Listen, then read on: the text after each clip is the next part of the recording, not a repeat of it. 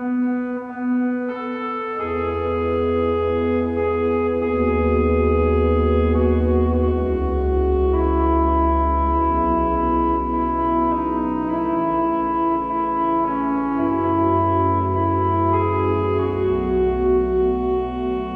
시간 1월 9일 토요일 신년 새벽 기도회를 하나님 앞에 드리겠습니다. 찬송가 40장입니다.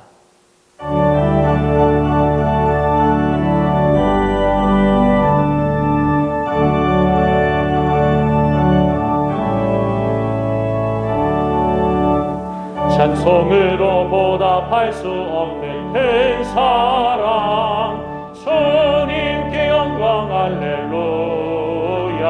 형제 자매 모두 함께 모여 찬송해.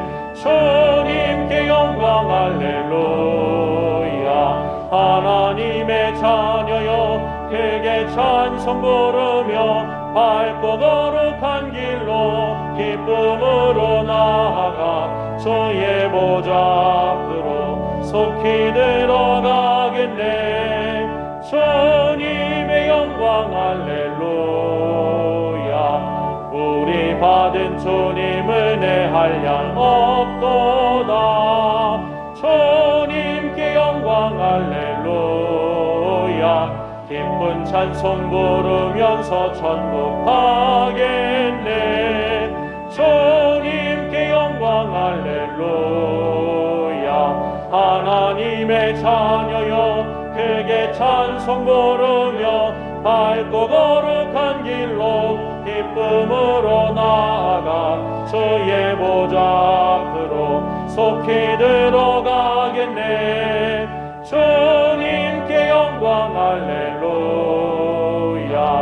잠시 후에 우리 모두 주를 보겠네. 주님께 영광 할렐루야. 영광스런 보좌 위에 거룩하신 주, 주님께 영광 할렐루야.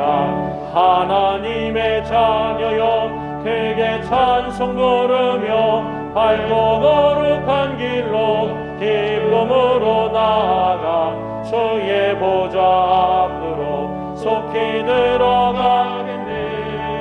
주님께 영광 할렐루야.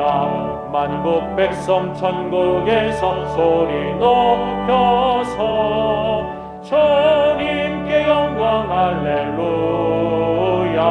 영원토록 주의 공로 찬양하겠네. 주님께 영광 할렐루야. 하나님의 자녀여 크게 찬송 부르며 밝고 거룩한 길로 기쁨으로 나아가 주의 보좌 앞으로 속히 들어가겠네. 주님께 영광 할렐루야. 이 시간 함께 기도하겠습니다. 하나님은 영이시니 예배하는 자가 영과 진리로 예배할지니라. 아멘. 2021년도 한 해 하나님을 영과 진리로 예배하게 하옵소서. 주님께 영광 할렐루야의 고백이 우리의 삶 가운데 넘쳐나게 하옵소서. 이 시간 다 함께 기도하겠습니다. 사랑과 은혜가 충만하신 하나님 아버지, 지금까지 우리의 긴 삶을 인도하신 주님, 우리를 지으시고 요소요소마다 우리의 필요를 채우시고 우리를 회복시켜 주시고 우리를 다시 일으켜 세워주셔서 지금의 삶을 살아갈 수 있도록 인도하신 주님의 은혜를 다시 한번 고백합니다.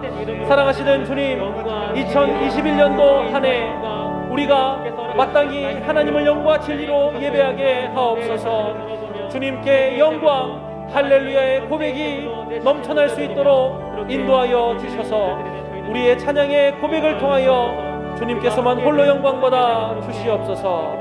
그렇게 인도하실 사랑의 주 예수 그리스도의 이름으로 기도합니다.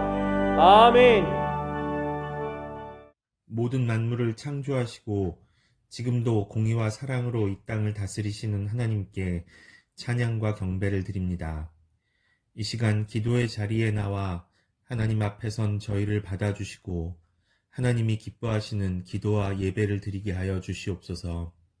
죄로 막힐 수밖에 없던 하나님과의 관계를 예수 그리스도의 보혈로 이어주셨사오니 이 시간 저희의 죄를 깨끗하게 하여 주시어서 정결하고 담대하게 하나님 앞에 나가게 하여 주시옵소서. 하나님, 새해의 첫 시간들을 하나님께 드리게 인도하여 주시니 감사합니다. 헛된 것과 거짓말을 멀리하옵시며 가난하게도 마시고 부요하게도 마시고 오직 필요한 양식으로 나를 먹이소서. 혹 배불러서 하나님을 모른다 할까 하며 혹 가난하여 도둑질하고 하나님의 이름을 욕되게 할까 두려워합니다. 라고 고백했던 잠언의 기도가 저희의 고백이 되기를 소망합니다. 한 해의 삶을 온전히 하나님께 맡기고 그 인도하심을 신뢰하며 나아가는 저희가 되게 하여 주시옵소서. 서호 공동체가 하나님의 뜻을 깨달아 순종의 길을 걷도록 인도하여 주시고 모든 어려움과 위험 가운데서 건져 주시옵소서. 서호 공동체의 성도들 한 명 한 명이 주님의 제자된 길을 걷게 하시고 신실한 예배와 마음을 다하는 기도로 하나님께 나아가게 인도하여 주시옵소서. 전염병의 상황은 여전히 나아지지 않고 우리의 삶을 흔들고 있습니다. 어려움과 고통 가운데 있는 주의 자녀들을 위로하시고 도와주시옵소서. 그러나 전염병의 상황에서 범죄는 줄어들었고 이 땅을 뒤덮었던 악하고 음란한 문화들도 사라졌습니다. 교회 공동체는 진정한 예배가 무엇인지 하나님께 겸손히 묻는 시간을 갖고 있으며 교회만을 위해 쓰던 물질을 이웃과 나누는 마음도 갖게 되었습니다. 이 전염병의 고통을 통해 하나님이 이 나라와 교회를 향해 말씀하시고자 하는 바는 무엇인지 깨닫게 하시고 회개와 결단으로 다시는 이전 같은 어리석은 모습으로 돌아가지 않게 인도하여 주시옵소서. 하나님, 이제 말씀을 듣습니다. 오늘 우리가 듣는 하나님의 말씀이 오늘 하루 우리의 삶을 바꾸고 올 한 해의 삶의 기준이 되며 평생 붙잡고 살아갈 말씀으로 우리의 마음밭에 뿌려지게 하여 주시옵소서. 말씀을 전하시는 이호성 목사님을 은혜로 붙잡아 주시며 비대면 상황에서 예배를 위해 다양한 모습으로 헌신하는 사역자들 위해 하나님의 칭찬과 위로가 함께 하시기를 소망합니다. 삶의 자리에서 하나님의 자녀로서 믿음을 지키기 위해 오늘도 힘겨운 싸움을 싸우는 하나님의 자녀들에게 오늘도 그것을 이겨낼 힘을 주시고 세상이 주는 것과는 다른 하나님으로부터 내리는 평안을 허락하여 주시옵소서. 이 모든 말씀 예수 그리스도의 이름으로 기도합니다. 아멘. 신년 특별 새벽 기도의 마지막 날 우리 함께 볼 말씀은 신약 147쪽 요한복음 4장 19절에서 26절의 말씀입니다. 요한복음 4장 19절에서 26절까지의 말씀 봉독하겠습니다. 여자가 이르되 주여 내가 보니 선지자로소이다. 우리 조상들은 이 산에서 예배하였는데 당신들의 말은 예배할 곳이 예루살렘에 있다 하더이다. 예수께서 이르시되 여자여 내 말을 믿으라. 이 산에서도 말고 예루살렘에서도 말고 너희가 아버지께 예배할 때가 이르리라.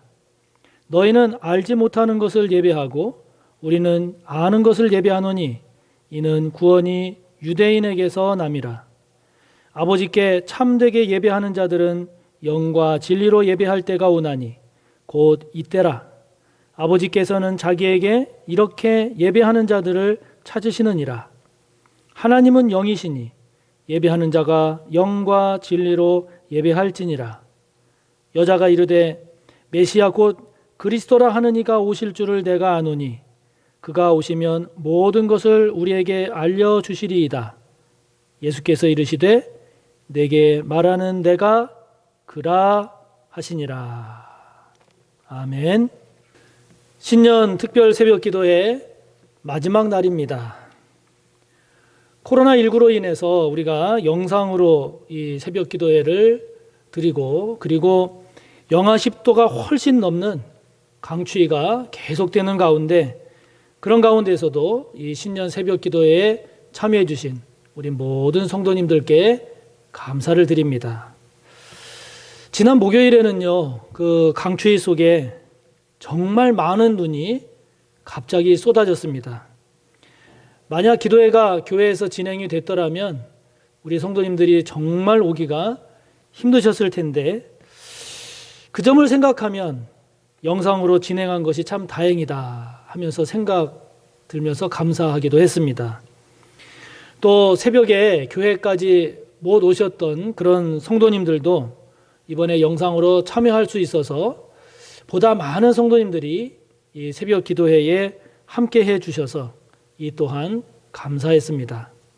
특별히 기도로 섬겨주신 장로님들, 그리고 반주로 섬겨주신 백원사님, 그리고 찬양과 그리고 영상 제작으로 섬겨준 우리 부교역자님들, 그리고 유집사님 모두 다 감사합니다.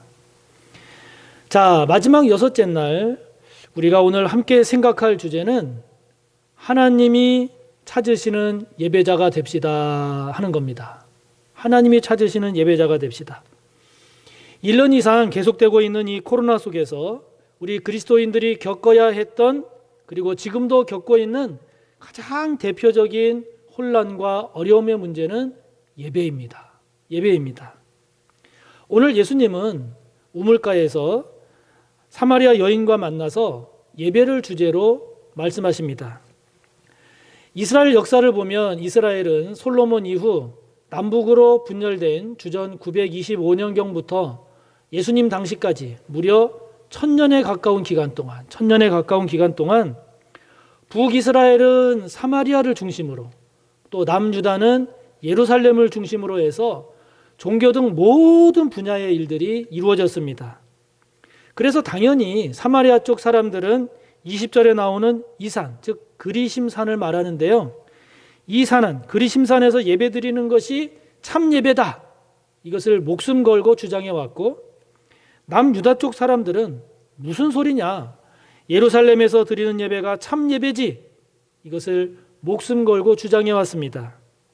오늘날 코로나19로 인해서 대면 예배냐 비대면 예배냐 논의하는 것과 같다고 볼 수 있죠. 그러니 사마리아 여인으로 대표되는 하나님의 백성들은 도대체 어디서 어떻게 예배드리는 것이 참된 예배인가? 이런 질문을 하지 않을 수가 없는 겁니다. 오늘 예수님은 이와 같이 의견이 갈려서 대립하고 있는 이 예배에 대해서 오늘 말씀하십니다. 오늘 예수님께서 밝히시는 예배, 이 예배에 대한 말씀을 통해서 저와 여러분은 참된 예배자, 참되게 예배하는 자, 23절의 말씀처럼 하나님이 찾으시는 그 예배자로 저와 여러분이 잘 세워져 가기를 바랍니다. 예수님께서 말씀하시는 참된 예배, 참된 예배자는 무엇일까요?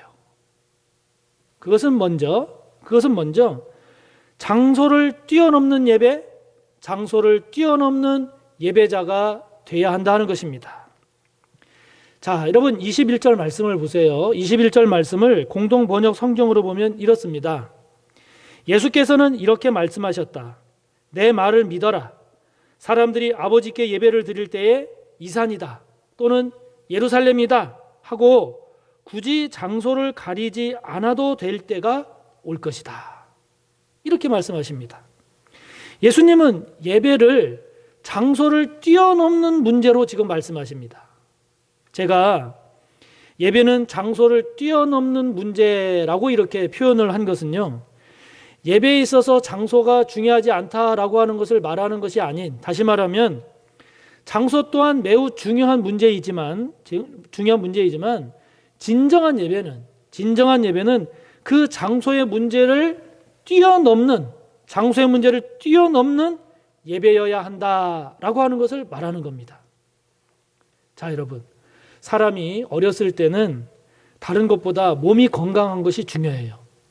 그리고 이제 학교에 들어가서 대학 대학을 진학할 때까지의 그 과정에서는 열심히 공부하는 게 중요해요. 그리고 20대, 30대 때는 안정되고 좋은 직장에 취업하는 게 중요한 문제입니다. 그러나 그 과정을 다 거쳐서 인생 말년에 인생을 이렇게 돌아보니 돈도 그렇게 중요한 것 같지 않고, 그리고 그렇게 건강하지 않아도 될 것 같고, 제일 중요한 것이 그래도 서로 사랑하면서 살아가는 것이 제일이더라. 이렇게 말할 때, 그럴 때 사랑이 제일이니 다른 것들은 다 중요하지 않다는 것을 말하나요? 아니란 말이에요. 아닙니다.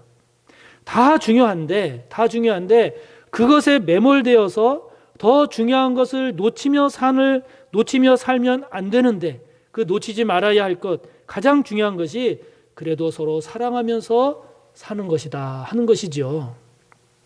여러분, 예배에 있어서 장소가 갖는 의미는 생각보다 매우 중요하고 큽니다. 그래서 하나님도 이스라엘 백성에게 성막을 주셨고, 그리고 솔로몬을 통해서 예루살렘 성전을 짓게 하셨고, 그리고 그곳에서 예배하게 하셨습니다. 그리고 하나님은 그 성전에 함께 하겠다고까지 말씀하신 겁니다. 그만큼 예배드리는 장소는 중요하고 거룩한 곳이고 소중한 곳입니다. 여러분, 이것이 흔들려서는 안 됩니다.